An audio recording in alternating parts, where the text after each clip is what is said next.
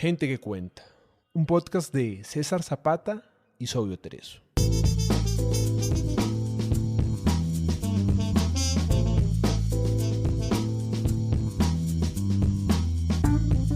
Reseñas que cuentan es un espacio donde compartimos las piezas para armar la biblioteca personal, con base en la literatura universal.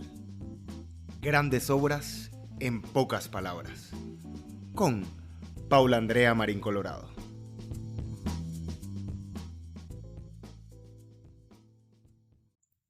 El hambre, sobre En el jardín del ogro, de Leila Slimani.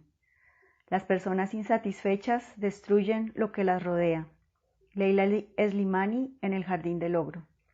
Esta novela de Leila Slimani, nacida en Rabat en 1981, fue la primera novela de la autora, publicada en 2014 por Editions Gallimard en Francia, su país de residencia desde la juventud, y publicada en español en 2019 por Cabaret Voltaire en Madrid.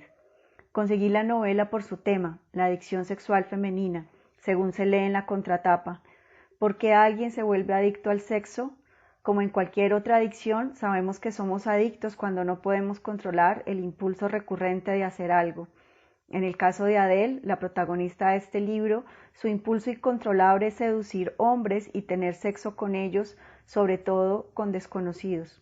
Cuando llevaba un cuarto del libro leído, empecé a encontrar varias similitudes con Madame Bovary, el clásico decimonónico de Gustave Flaubert, incluyendo la del estilo, la construcción de una distancia sostenida que en el caso de Slimani poquísimas veces empatiza con sus personajes.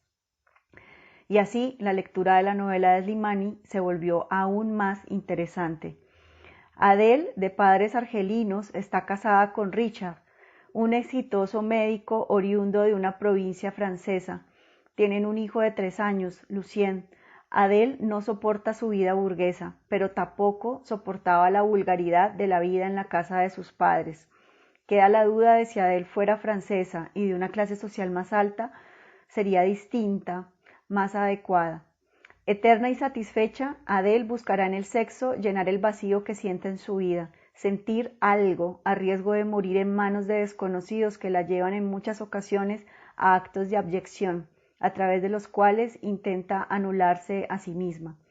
La escena en donde Adele ubica el origen de su infructuosa búsqueda está en el momento en que leyó La insoportable levedad del ser, de Milan Kundera, en una edición que habían dejado los huéspedes anteriores en una casa que alquilaron sus padres, quienes no eran lectores ni compradores de libros.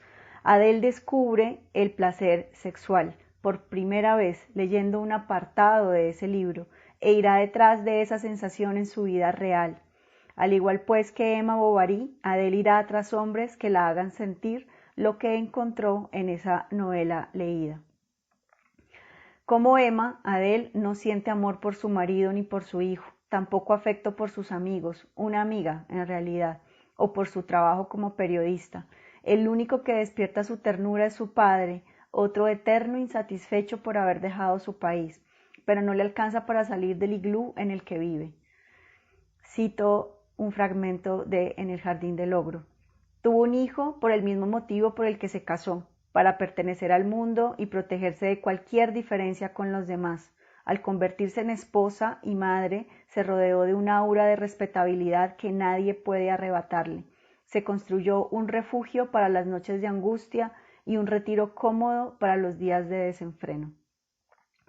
Al igual que Emma, Adele se casa y se convierte en madre porque es lo convencional, pero no porque obedezca a sus anhelos o a sus convicciones. Intenta defenderse de sus pulsiones refugiándose en una vida familiar burguesa y poco a poco la novela va develando que este refugio la pone a salvo de no saber qué hacer con ella misma, de no querer hacerse cargo de sí misma, como Eva Bovary. Ambas también son un desastre para hacerse cargo de sus cuentas. La gran diferencia entre la heroína de Flaubert y la de Slimani es que mientras Emma va en busca de una pasión amorosa, Slimani va detrás de la experiencia sexual, a secas. A Adele no le interesa conocer a sus amantes de turno, hablar con ellos o enamorarse, sino únicamente desaparecer entre las manos de un hombre. Su otra frustración es que no lo logra y se siente insatisfecha, cínica frente a cada hombre con el que se acuesta. Los hombres, en cambio, quedan prendados de ella. La heroína de Slimani cumple el sueño de muchas mujeres de separar sexo y amor, pero se convierte en una mujer helada. Al igual que Charles Bovary, Richard hace todo lo posible por ser un perfecto burgués, aunque a diferencia del personaje de Flaubert, Richard lo consigue, la carrera exitosa, la casa perfecta, excepto por su mujer, a la que realmente ama, como Charles a Emma. Cito, ella era su neurosis, su locura, su ideal soñado, que no se adapta a la imagen de esposa perfecta, entregada felizmente a cuidarlo a él, la casa y a su hijo. Siempre soñó con ser padre, dice Slimani en El jardín del ogro, fundar una familia que contase con él y a la que pudiera ofrecer lo que él a su vez había recibido.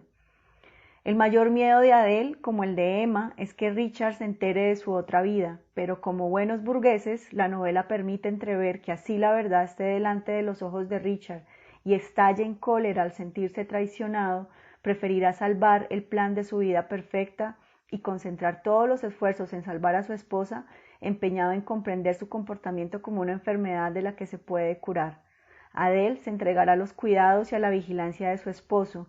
Quisiera creer, por fin, en que es suficiente con esa vida hogareña, pero como en una película de terror, la amenaza siempre estará allí. Un bar, un hombre solo o un grupo de hombres, el deseo de gustar, la conquista, perderse. Hace un tiempo leí, quizás, el mejor texto sobre Madame Bovary que ha pasado por mis ojos. Lo escribió Leila Guerriero, otra Leila, esta argentina. Cito a Leila, el bovarismo, dos mujeres y un pueblo de la Pampa. Y una cita de ese texto que dice así, Emma Bovary me parecía un mecanismo desorientado y caníbal que lo devoraba todo en pos de una ensoñación confusa, sin detenerse a pensar en los daños, en los temibles daños, en los inevitables daños colaterales. Y una cita más de Guerriero. Madame Bovary era una advertencia feroz sobre la importancia de nuestras decisiones. Adele me parece este mismo mecanismo confuso y caníbal, incapaz de detenerse a pensar en los daños colaterales, ni de asumir las consecuencias de sus actos, porque no son producto de decisiones de las que quiera hacerse responsable. Del siglo XIX al XXI seguimos criticando la pareja monógama, el ideal de familia, la vida burguesa, y admiramos a quienes han sido capaces de transformar las convenciones sociales, pero la verdad es que no hemos podido encontrar aún un modelo alternativo de vínculo afectivo que nos dé la misma sensación de seguridad y de bienestar que puede llegar a proporcionar el matrimonio con hijos o con perros y gatos. Como ya lo ha explicado brillantemente Brigitte Vasallo en su Pensamiento monógamo, terror poliamoroso, Emma Bovary es admirable por su egoísmo sublime, como dice Guerriero en su texto, pero es también una advertencia feroz cuando entendemos que su egoísmo no la lleva a tomarse en serio a sí misma, a sus decisiones y a sus anhelos. Seguimos teniendo hambre de una vida que sintamos como verdadera, pero damos demasiados traspiés para conseguirla porque es difícil saber exactamente en qué consiste. Por nuestra educación, por el sistema patriarcal en el que hemos vivido, las mujeres solemos asociar esta vida verdadera con encontrar una pasión amorosa. Sin embargo, en la actualidad, la sacudida de la idea del amor deja a las mujeres frente al esqueleto del sexo. Algunas, muy pocas según mis cuentas, han logrado desprenderse de la idea del amor burgués y vivir plenamente su sexualidad. Para la mayoría de nosotras sigue siendo difícil lograrlo. Más allá de esto, me interesa señalar, retomando las palabras de Vivian Gornick, que la única manera de escuchar la advertencia feroz de Madame Bovary y de Adele es tomarnos en serio nuestro cerebro, nuestras emociones, nuestro trabajo, nuestra vocación, salir de la infancia emocional, material y mental, tratando de conseguir un control estable del pensamiento propio, como dice Gornick. Precisamente lo que Emma y Adele son incapaces de hacer. El matrimonio y los hijos han sido cárceles, trampas para muchas mujeres y hombres desde hace siglos, pero también les ha servido a muchas mujeres y hombres como excusa para no hacerse cargo de sí mismas. y vivir en una insatisfacción eterna que les hace daño a ellas, a sus maridos y a sus hijos.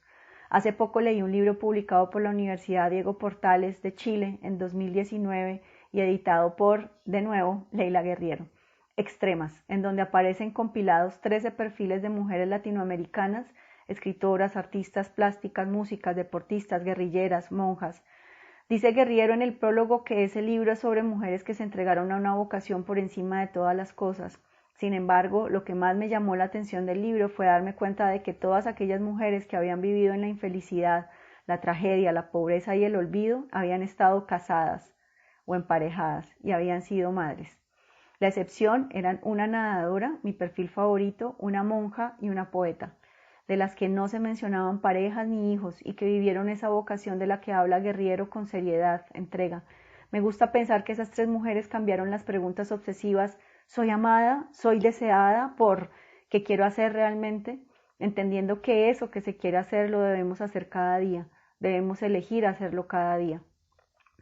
Hay quienes viven la vida hogareña felizmente, quienes han tomado esta decisión previendo la mayor cantidad de efectos colaterales posibles y están dispuestos a asumirlos, como Richard. Hay quienes la vida hogareña les produce aburrimiento, como Adele, pero temen estar por su cuenta porque no saben qué hacer con ellos mismos, cómo acompañarse. En el Jardín del Logro muestra el sufrimiento de quien vive desorientado dentro de sí mismo todo el tiempo, al igual que Flaubert. Slimani nos obliga a frenar el carro desbocado, el piloto automático, la anestesia cotidiana y preguntarnos: ¿qué quiero hacer realmente? ¿Y estoy dispuesta a asumir las consecuencias?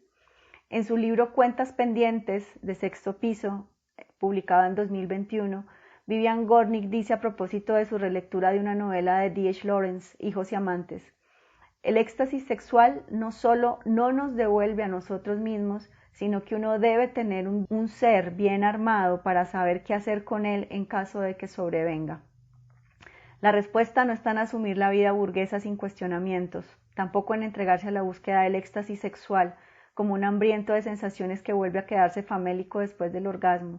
¿Qué es lo que escasea en nosotros y que nos lleva a buscar desesperadamente ese éxtasis sexual?